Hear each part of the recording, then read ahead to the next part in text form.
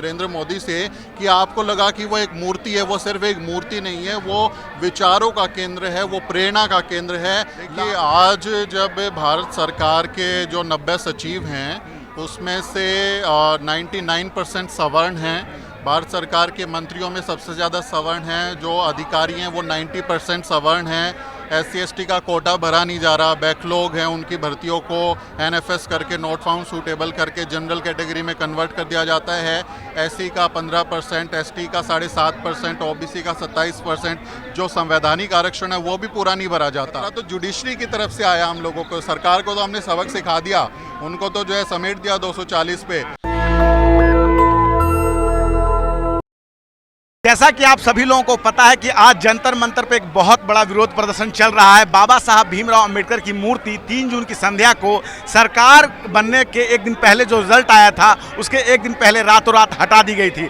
9 अगस्त 1942 को भारत छोड़ो आंदोलन की शुरुआत हुई थी, जिसे जनता ने किया था बिना किसी नेता के। और आज जो ये आंदोलन हो रहा है, यहाँ भी कोई नेता नहीं है और बाबा साहब भीमराव अम्बेडकर की मूर्ति फिर से वहीं पर लगाने के लिए लोग बाग ने यहाँ आंदोलन किया है। और हमारे साथ बातचीत करने के लिए मौजूद हैं सुमित चौहान जी। सर, क्या कहना चाहेंगे, जो ये घटना हुई है बाबा साहब भीमराव अंबेडकर की जो मूर्ति हटाई गई है, आप क्या कहेंगे, क्या मंशा रही होगी? सबसे पहले आपके दर्शकों को जय भीम। और ये सिर्फ एक मूर्ति नहीं है, ये बाबा साहब डॉक्टर अंबेडकर के जो अनुयायी हैं, जो करोड़ों लोग हैं, उनके लिए एक प्रेरणा का केंद्र है, वो प्रेरणा का स्रोत है। क्योंकि आप सब जानते हैं कि हर साल 14 अप्रैल को जब अंबेडकर जयंती होती है तो लाखों लोग दिल्ली के संसद मार्ग पर आते हैं। और जिन लोगों को कभी सड़क पर चलने की मनाही होती थी कि आपको सड़क पे, सार्वजनिक रास्ते पे आप नहीं चल सकते, आप अछूत हैं, आप जो है दोपहर के वक्त निकलिए क्योंकि आपकी परछाई छोटी होगी, क्योंकि किसी पे परछाई पड़ेगी तो आप अछूत हो जाओगे, झाड़ू बांध के चलिए, गले में हांडी टांगिए। कई लोगों के पैरों में घुंघरू बांध दिए जाते थे कि उनकी आवाज़ से लोग जो है वो अलर्ट हो जाएं, वो हट जाएं। उस समाज के लोग 14 अप्रैल को दिल्ली की मुख्य सड़क को पूरा कब्जा कर लेते हैं, वो उसको ओवरटेक करते हैं। बाबा साहब डॉक्टर अंबेडकर की वजह से उनकी मूर्ति पर नमन करने के लिए जब वो लोग आते हैं तो वो अपना हक जताते हैं, रिक्लेम करते हैं उस स्पेस को कि ये हम बराबर हैं और हम किसी मामले में किसी से कम नहीं हैं। आप मुझे बताइए कि 14 अप्रैल 2025 को जब अभी आने वाले साल में जब बाबा साहब डॉक्टर अंबेडकर की जयंती आएगी, वो लाखों लोग कहाँ जाएंगे?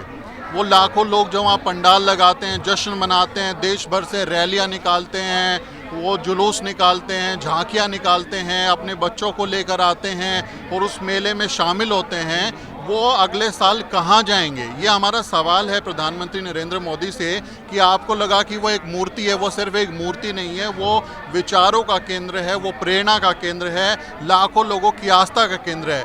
आप अपनी मूर्तियों को तो इतना सब कुछ सहेज के रखते हो कि आपकी मूर्ति को कोई हाथ लगा दे, आपकी राम की मूर्ति को, आपकी किसी और भगवान की मूर्ति को कोई हाथ लगा दे तो आप जो है इतना बड़ा आंदोलन कर देते हैं, इतना उसके ऊपर NSA लगा देंगे, कौन कौन से धाराएं लगा के उसको जेल में डाल देंगे। और बाबा साहेब डॉक्टर अंबेडकर जो कि बहुजन महापुरुष हैं, महानायक हैं, उनके प्रति जो आस्था बहुजन समाज के लोगों में, उस आस्था का क्या, उस प्रेम का क्या, उस आस्था और उस प्रेम के क्या मायने हैं आपके लिए? तो आपको उसकी कोई कद्र नहीं है। एक तरफ आप कहते हैं कि बाबा साहब डॉक्टर अंबेडकर को मैं अपना आदर्श मानता हूं, मैं उनके विचारों पर चलता हूं। संविधान पर जब आप आते हैं तो आप नौटंकी करते हैं कि संविधान को माथे से लगाते हैं, लेट जाते हैं, दंडवत प्रणाम करते हैं। और दूसरी तरफ बाबा साहब डॉक्टर अंबेडकर के विचारों को, जहाँ से जिन लोगों को प्रेरणा मिलती है, उस जगह को ही ख़त्म कर देते हो, उस जगह का अस्तित्व आप मिटा देना चाहते हो। बाबा साहब डॉक्टर अंबेडकर की मूर्ति जो है वो क्या इशारा करती है? संसद में चलो, संसद की तरफ इशारा करती है। आपने तो वो हटा दिया, एक बड़ा मैसेज खत्म देश की जो जनता है उससे, बहुजन समाज की जनता से। तो मुझे लगता है ये एक साजिश है और ये सरकार जो है सरासर बहुजन समाज के लोगों के साथ धोखा कर रही है। सर, जिस तरह से नरेंद्र मोदी माथे पे संविधान लगाते हैं, 4 जून को रिजल्ट आना होता है, 3 जून की संध्या को ये हटा दिया जाता है, क्या लगता है जिस तरह से ये पूरा चुनाव संविधान को बचाने के लिए लड़ा गया था, तो सरकार को कुछ था कि शायद रिजल्ट 400 जैसा आएगा तो पहले से ही मूर्ति हटा दी जाए? ये देखिए, बाबा साहब डॉक्टर अंबेडकर की मूर्ति जब यहाँ पर लगाई गई 1967 में, बहुत बड़ा आंदोलन हुआ था। आप जानते हैं इस देश की जो मनुवादी सरकारें हैं, जो सत्ता में बैठे हुए लोग हैं, वो बाबा साहब के नाम से भी नफरत करते हैं। तो संसद में वो मूर्ति लगा दें इतनी आसानी से, ऐसा तो हुआ नहीं। हमारे लोगों ने बहुत बड़ा आंदोलन किया जिसमें RPI के और तमाम लोग शामिल हैं, जिन्होंने बड़े आंदोलन किए और उस आंदोलन की वजह से बाबा साहब डॉक्टर अंबेडकर की मूर्ति वहाँ पर लगाई गई थी। तो हमारे लोगों को हर चीज़ के लिए संघर्ष करना पड़ता है। उस संघर्ष के साथ गद्दारी की है प्रधानमंत्री नरेंद्र मोदी ने। और क्योंकि ये चुनाव पूरा जो है वो देश के संविधान को बचाने के नाम पर लड़ा गया, लोकतंत्र को बचाने के नाम पर लड़ा गया, और जो सरकार कह रही थी कि अब 400 पार आएगा तो हम संविधान बदल देंगे, आरक्षण को ख़त्म कर देंगे, तो कहीं ना कहीं उनको इनपुट हुए होंगे, ओपिनियन पोल, एग्जिट पोल तमाम इस बात का इशारा कर रहे होंगे कि हार हो रही है, और वो खींच निकाल रहे हैं। इस बात की पूरी गुंजाइश है कि उन्होंने बहुजन समाज से, बाबा साहब डॉक्टर अम्बेडकर से बदला लेने के लिए वो खींच निकालने की उस मूर्ति को हटा दिया कि चलो इस मूर्ति को ही गायब कर देते हैं, इन्होंने हमको हराया, हम इनसे जो है बदला लेते हैं। तो इसकी पूरी गुंजाइश है।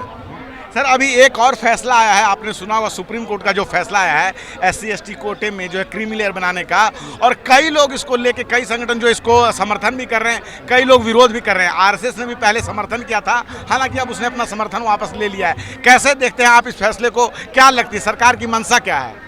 देखिए, आज जब भारत सरकार के जो 90 सचिव हैं उसमें से 99% सवर्ण हैं। भारत सरकार के मंत्रियों में सबसे ज़्यादा सवर्ण हैं, जो अधिकारी हैं वो 90% सवर्ण हैं। SC ST का कोटा भरा नहीं जा रहा, बैकलॉग हैं, उनकी भर्तियों को NFS करके, नॉट फाउंड सूटेबल करके जनरल कैटेगरी में कन्वर्ट कर दिया जाता है।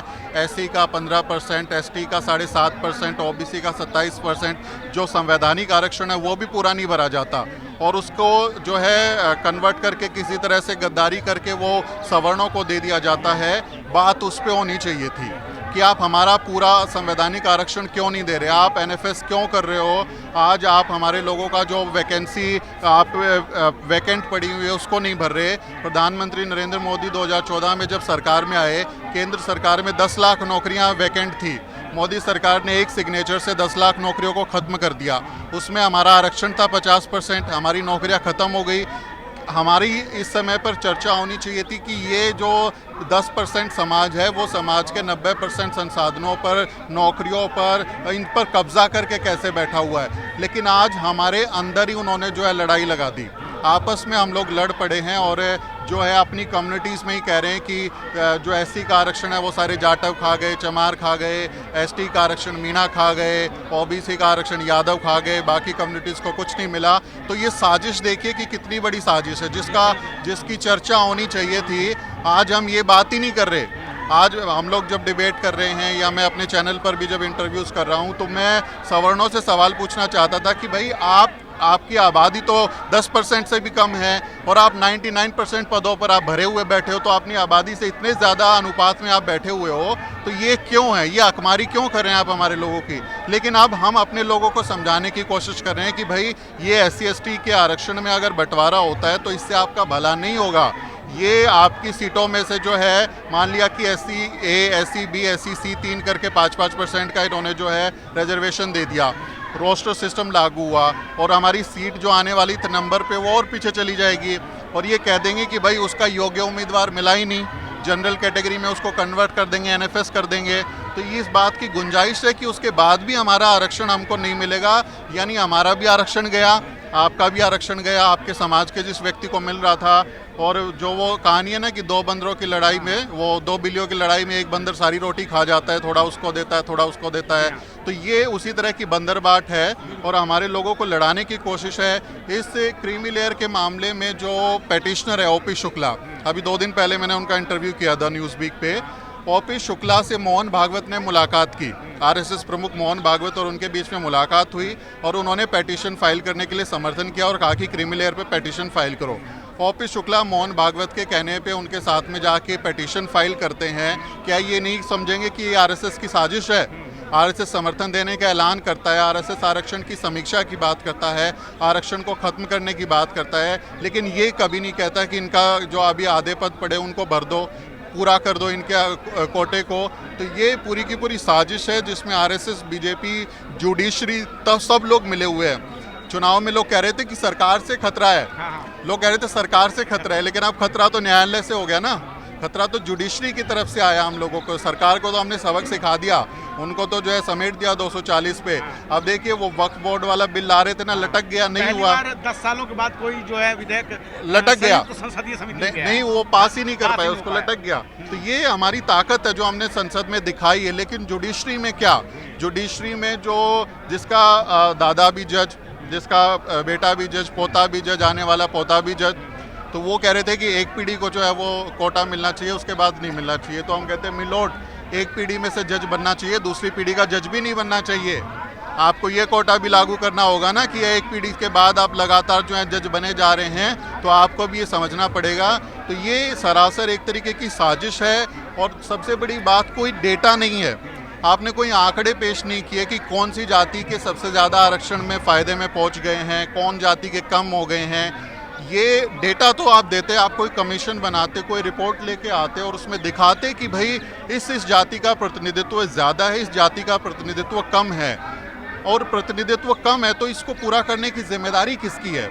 अगर मान लिया कि मूसर कम्युनिटी के बच्चे 10वीं पास नहीं कर रहे हैं, तो उनको अच्छा स्कूल, अच्छे शिक्षक, किताबें, ड्रेस, मिड डे मील में खाना, उनके माँ बाप को रोजी रोटी, वो अच्छे से घर में रहें, उनके घर में लाइट हो ताकि वो रात में पढ़ाई कर सके, स्कॉलरशिप्स मिले। ये जिम्मेदारी किसकी है? ये सरकार की जिम्मेदारी है ना। ये सरकार अपनी जिम्मेदारी पूरा नहीं कर रही और हमारे लोगों को आपस में लड़ाने की कोशिश कर रही है। ये सरासर साजिश है और हमारे लोगों को समझना चाहिए कि इनकी साजिश में ना पड़े, एकजुट रहें, आपस में बात करें। लोग नफरत भड़काने की कोशिश कर रहे हैं। मैं देख रहा हूँ कि एक जाति को दूसरी जाति से लड़ाने की कोशिश हो रही है, तो ऐसा ना करें। एक दूसरे के साथ बैठे, चाय पिएं, कॉफ़ी पिएं, एक दूसरे से बात करें, समझे, तभी एकता बन पाएगी, वरना ये लोग कामयाब हो जाएंगे और समाज में ऐसा बंटवारा होगा कि उसकी खाई को भरा नहीं जा सकेगा। सर, दो सवाल हैं, दोनों एक साथ मर्ज हैं, आप लीजिएगा।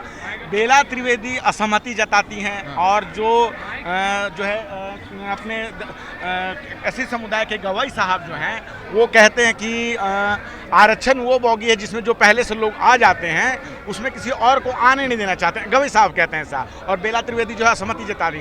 दूसरा, अभी आपने स्वर्ण समाज की बात की, उनका कहना है कि 75 साल हो गए हैं और भारत चांद पे पहुंच गया है, बहुत अब सैन्य शक्ति बन चुका है और फला बहुत सारी बातें होती है, तो अभी भी जो है आरक्षण की समीक्षा की बात हर 10 वर्ष पे की गई है, तो उनको ये समझ में नहीं आता। आप इन दोनों सवालों को जवाब सकते हैं। देखिए, वो जस्टिस मित्तल ने कोच वाली बात की है कि वो जनरल कोच में घुस जाते हैं, गवई ने नहीं किया, गवई ने क्रीमी लेयर की बात किया और जस्टिस बेला त्रिवेदी जो है इसके खिलाफ हैं।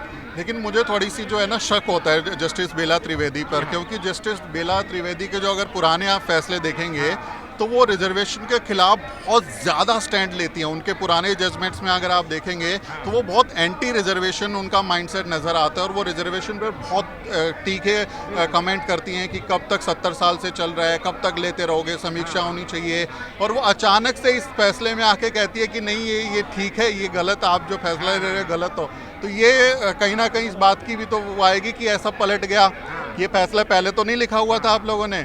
एक आदमी को जो है दिखा दें कि वो विरोध में है और दलित जज से ही सारा का सारा काम करा दें, तो ये इसमें मतलब उनके पुराने जजमेंट्स को देखते हुए हम लोग बड़े शॉक्ड हुए कि जो है वो समर्थन कर रही हैं, बाकी लोग विरोध कर रहे हैं उस चीज़ का। और जस्टिस गवई जो हैं, जस्टिस गवई जब जज बने थे, जस्टिस बने थे, तो पूरा दलित बहुजन समाज इतना खुश था, हम लोग मतलब सेलिब्रेट कर रहे थे, केक काट रहे थे कि जो समाज SC/ST के आरक्षण के लिए, OBC के आरक्षण के लिए लगातार लड़ाई लड़ रहा था कि जुडिशरी में हमारी भागीदारी होनी चाहिए, वो इतने आंदोलन के बाद इन्होंने जज तो बनाया एक दलित आदमी को, और वो दलित जज बनने के बाद हमारे ही खिलाफ हो गया। तो ये साजिश को समझिए कि ब्राह्मणवाद इसी तरह से कामयाब है ना इस देश में कि आप ब्राह्मणवाद को तो गाली देंगे, लेकिन जब एक दलित आदमी आपके हकों पे बैठ के आपके ही खिलाफ फैसला देगा तब उसको आप क्या बोलोगे? क्या वो भी मनुवादी हो गए हैं? मनुवाद एक विचारधारा, एक मानसिकता, इट्स अ माइंडसेट, और जो माइंडसेट का व्यक्ति होता है वो कोई भी मनुवादी हो सकता है। इसमें ये कहना कि वो ब्राह्मण है या वो दलित है, तो किसी का भी मानसिकता अगर ब्राह्मणवादी है तो it's a mindset, it's a state of mind, वो कोई भी हो सकता है। तो ये हम उनको भी ब्राह्मणवादी मानते हैं, मनुवादी मानते हैं। और उनके खुद के पिता 3 राज्यों के राज्यपाल रहे, लोकसभा के सांसद रहे, राज्यसभा के सांसद रहे, राजभवनों में वो पले बड़े हैं, तो उनको क्रीमी लेयर का फ़ायदा नहीं हुआ क्या? उन्होंने मलाई नहीं खाई, और जब वो जज बनते हैं उनको जज क्यों बनाया गया? क्योंकि वो दलित थे ना, वो दलित है इसलिए जज बनाया ना, रिप्रेजेंटेशन देने के लिए, ताकि वो नामचारे का वो भर्ती कर दें। लेकिन अब वो जब बन गए तो वो समाज के खिलाफ जो है बातें कर रहे हैं, तो हमें उनसे बहुत निराशा हुई, उन्होंने बहुत निराश किया और हमें लगा था कि हमारा आदमी हमारे भले की बात करेगा। KG बालाकृष्णन जैसे जो हमारे जज हुए हैं, जिन्होंने इतने शानदार फैसले किए हैं, हम सोच रहे थे कि हमारा व्यक्ति जब उस कुर्सी पे बैठेगा तो हमारी भलाई का काम करेगा, लेकिन उन्होंने समाज को बहुत निराश किया। क्रीमी लेयर जो है वो एक RSS का एजेंडा है, समाज में तोड़ने का आधार है, क्योंकि भारत के संविधान में SC/ST के आरक्षण में आर्थिक आधार, गरीबी आधार, कोई इसका पैमाना नहीं रखा गया किसी आधार। ये कोई गरीबी उन्मूलन कार्यक्रम थोड़ा ही कि आपको अमीर बना दे, और गरीबी तो टेम्प्रेरी फार्मूला है। आपने जो आप जो है वो जुआरी हैं, आपने सारा पैसा जुए में हार गया, आप हो गए गरीब। मैंने लॉटरी खरीदी, मेरी लॉटरी लगी, मैं अमीर हो गया।